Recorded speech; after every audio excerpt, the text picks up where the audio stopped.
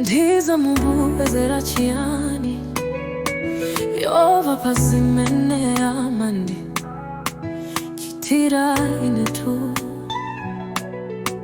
Pokala Mudziko lapansi amandi patsa zosowa za moyo wanga tu.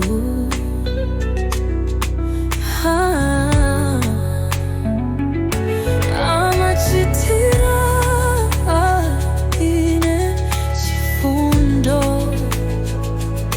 nakulupira zochimwa zonse za mutima mwanga. Amachitira ine chifundo namasula zovuta zonse za mutima mwanga. Akala nane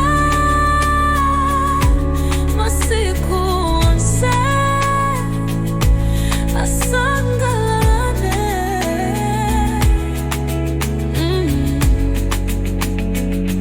Akala nane masiku onse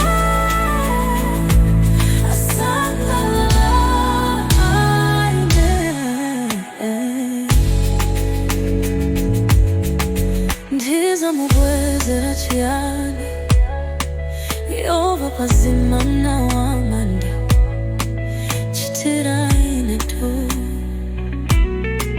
Pokala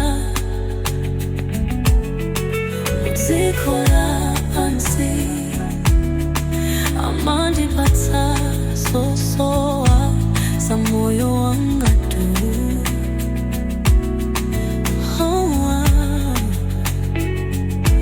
Amachitira ine chifundo